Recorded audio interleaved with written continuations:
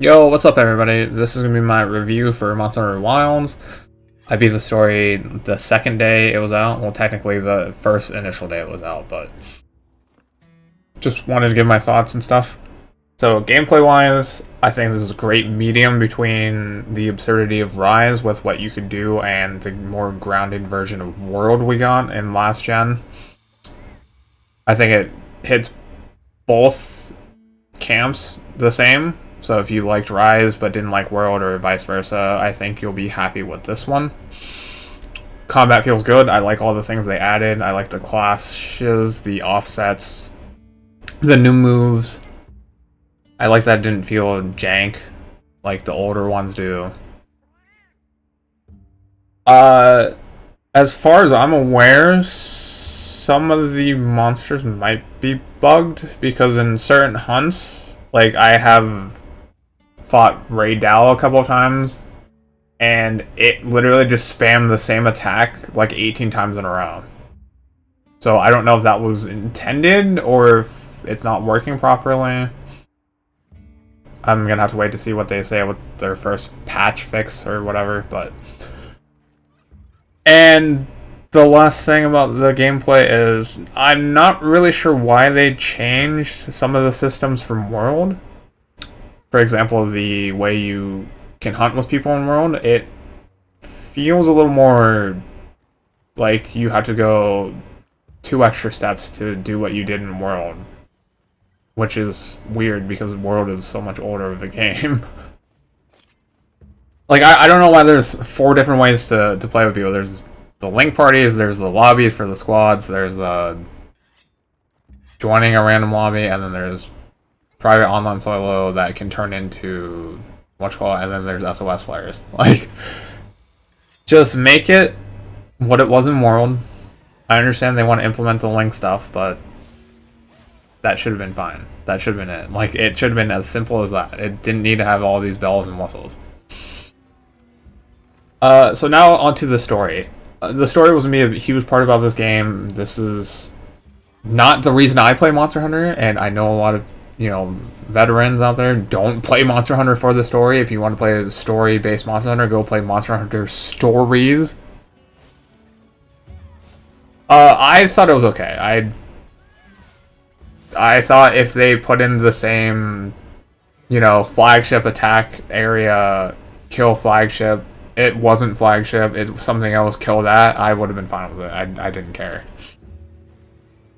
I would have preferred them to just focus on monsters and get a larger roster at the beginning of the game than focusing on the story that most people are only going to see once. Because it's not like you're going to run this on New Game Plus. That's not the type of game this is. So I don't know why.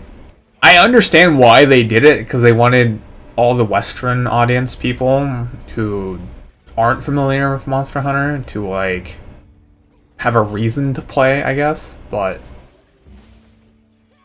yeah, I just, that's not why I play Monster Hunter. I don't play Monster Hunter for the story.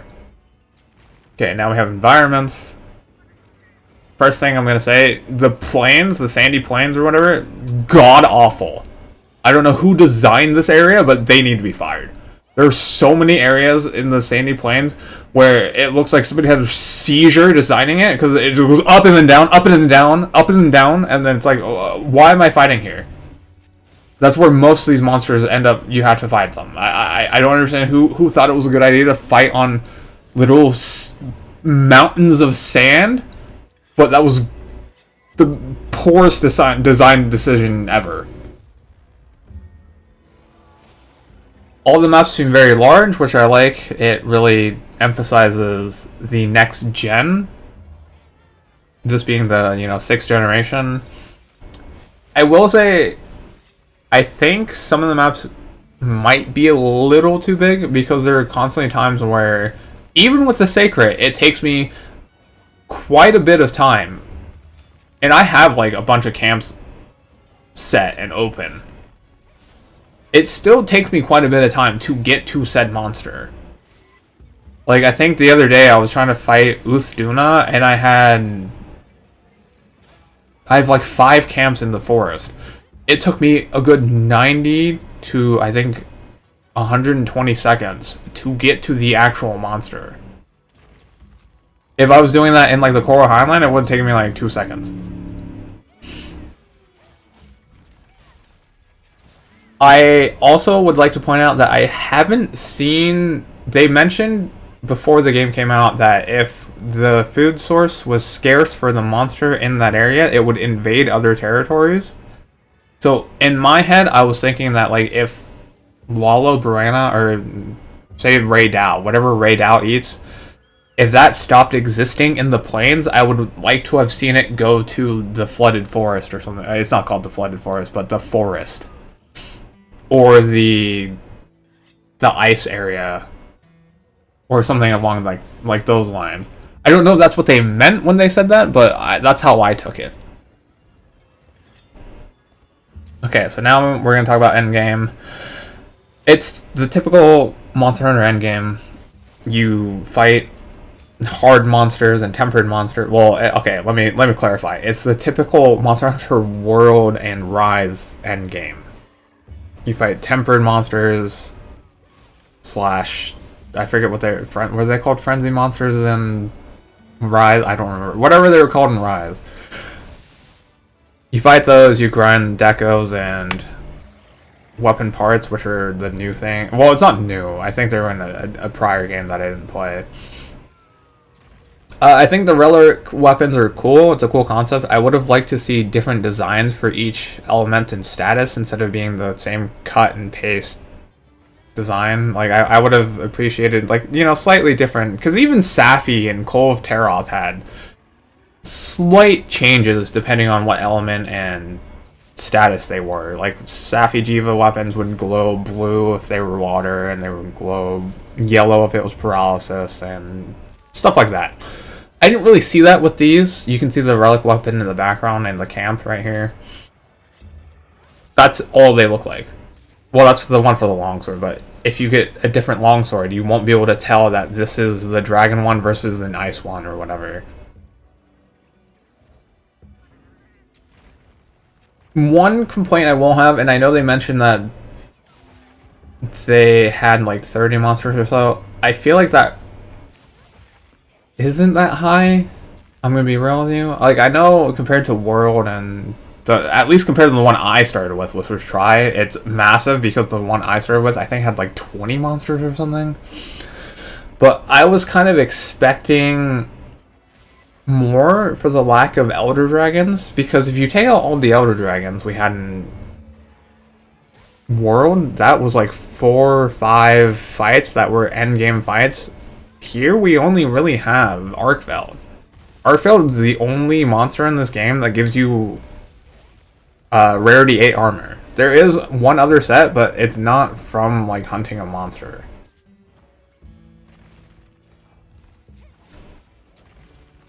Now we talk about performance. So I built my new PC specifically to play this game without any problem.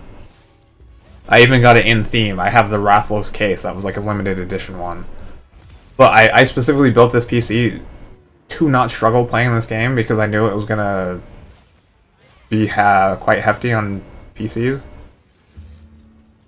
So I can't really talk about how other people's rigs will run it. I don't have it on console either, so I don't know I can't talk about what it looks like on console. I can say that even with my PC I built specifically for this game, I still ran into the polygon problem, which, if you don't know what that is, it's kind of like... I don't know if this happened to anybody else in Cyberpunk, but there'd be times where just random textures would just spaz out and attack your screen. The only other texture issue I had was I would load into an area too fast, I guess. Maybe it's because I have it on an M.2. And then, like, the smithing forge or the tent or Alma or Gemma would literally just not have textures loaded in, and then they would load in after the fact. Like 2 or 3 seconds after the fact that I've been standing there. And then my final thoughts on this. So, like I said earlier, I've been playing Monster Hunter for about 15 years, so I'm going to be a fan of these games anyway. But to reiterate again, I don't play this game for the story. This is not a game I play for story. I think it would have been a lot better if they just focused more on implementing different monsters, I guess. If they knew they weren't going to add Elder Dragons, I would have liked to see new design monsters that take the place of what the Elder Dragons were in this game, like it was in World. So they clearly didn't want like Kirin, Teostra, Kushala, and what is the garbage one? Lunashta in the game. But I would have liked to see them replace them, the quote-unquote 4 horsemen, with something else. Like, make Arkveld, that's cool.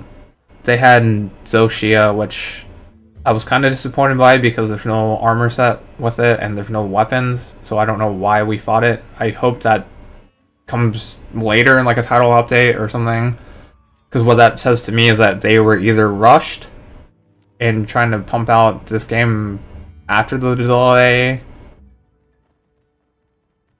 or they were like, cool, we'll add it after the fact. I also wish that since Capcom knew this was be a big, if not the biggest title they've had, they would have gone the GU route, which is Generations Ultimate. For those of you who don't know, it was I think that was the one for the 15th anniversary of Monster Hunter, which they basically included every single, well, not every single monster, but well over like 80 or 100 monsters. Because it was just the 20th anniversary semi-recently. So I would have liked to see something like that. I would have liked to see more flagships come back, specifically Legiacris. I thought this was going to be the time they brought it back because they showed Uthduna, who was something that fights in water and uses water, and it looked fine there. They also had Jin Dahan, which is a giant Leviathan. And to touch on Jin Dahan real quick, I was not a fan of that fight being a gimmick fight. It's gimmicky in the sense like it functions like Kolv Teroth or Safi'jiiva.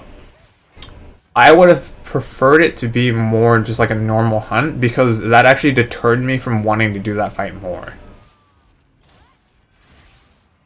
I don't know, that was an intention to have it be like Safi'jiiva, but I would have preferred just having it be, make it like a special fight or something. Make it where it's just in the last area it goes to, and then you fight it like you would at Latreon or something. I think that would have been much more entertaining and fun. Because I'm not a huge fan of like chasing monsters through areas. And the last thing I'll say is I can't wait to see what the Master Rank expansion brings. I know that's pretty early because this game literally just came out 4 days ago. But I'm already looking forward for that and the title updates. I'm kind of at the point now in this game where I've killed everything, made everything, short of making every single armor set and every single weapon for every other weapon category, because I've made every single longsword.